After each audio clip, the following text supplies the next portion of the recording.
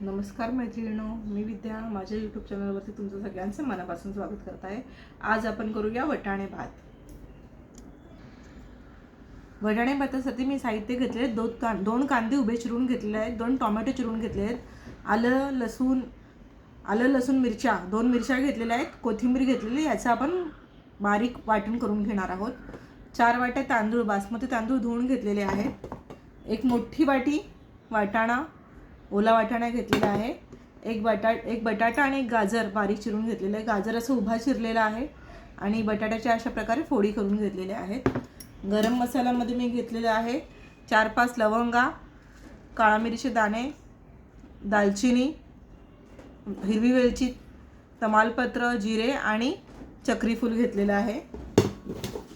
मसाल्यांमध्ये घेतलेले आहे 2 चमचे घरगुती मसाला आहे, अर्धा चमचा हळद, अर्धा चमचा धणे पावडर, अर्धा चमचा जिरे पावडर आणि थोडासा गूळ घेतलेला आहे आणि 1-1.5 चमचा मीठ चवीनुसार कमी जास्त करू शकता। आणि आपण याशिवाय घेणार आहोत तूप घेणार आहोत आणि हे 4 वाट्या तांदूळ घेतलेले, जे मी बासमती तांदूळ धुवून घेतलेले आहेत, त्याच्या दुप्पट पाणी गरम करून घेऊया आणि आपल्याला तेल लागेल फोडणीसाठी। कुकरमध्ये आपण 2 पळ्या तेल गरम करून घेतलेलं आहे, त्याच्यामध्ये आपण हा खडा गरम मसाला घालून घेऊया। तो तडतडला म्हणजे आपण कांदा घालून घेऊया। त्याला 1 खाता मीठ लागेल। गरम मसाला झालेला आहे, आपण कांदा घालून घेऊया। कांदा परतून घेऊया। कांदा मऊ झाला की टोमॅटो घालूया आपण। कांदा मऊ झालेला आहे, आपण आलं लसूण मिरची कोथिंबीरची पेस्ट घालूया। ही एखादा मिनिट आपण परतून घेऊया आणि मग टोमॅटो घालूया।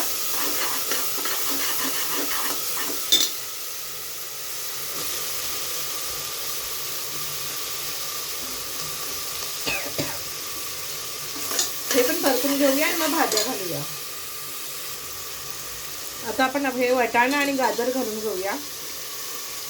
बटाटा, वाटाणा, गाजर हे सगळं याचे घालून घेऊया आणि हे थोडंसं एक 40-50% शिजले पाहिजे एवढं परतून घेऊया आणि मग आपण तांदूळ घालूया। हे जे मीठ आहे त्याच्यापैकी थोडं मीठ आपण या भाज्यांवर घालून घेऊया, म्हणजे भाज्या लवकर मऊ होतील। आणि ह्याच्यावर ताट ठेवून घेऊया।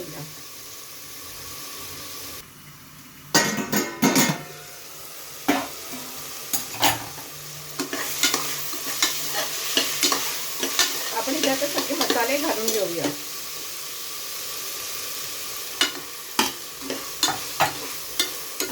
आणि थोडं तूप आहे तेही मी ते घालते।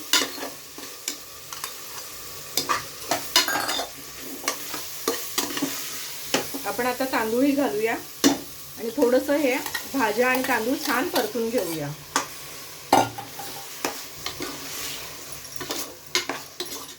चांगलं एखाद मिनिट परतून घेऊया आपण। तांदूळ परतून झालेले आहे, आपण ह्याच्यात आता पाणी घालून घेऊया। बरोबर दुप्पट पाणी घेतलंय मी आणि हे छान हलवून घेऊया।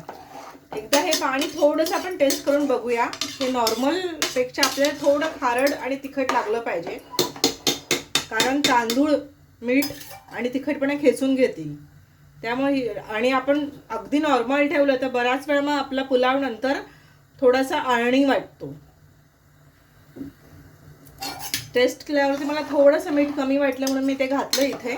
आणि आता आपण कुकरचं झाकण लावून घेऊया आणि एक पूर्ण शिट्टी घेऊया आणि दुसरी शिट्टी होण्याच्या आत गॅस बंद करून घेऊया।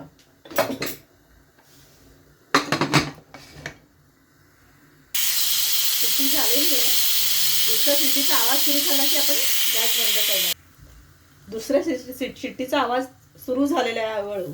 आता आपण गॅस बंद करूया आणि 10 मिनिटानंतर कुकर उघडूया। आपला पुलाव छान तयार झालेला असणार आणि अजिबात खाली लागणार सुद्धा नाही। बऱ्याच वेळा 2-3 शिट्ट्या आपण घेतो आणि मग पुलाव खालून थोडासा करपतो, तसं काही होणार नाही।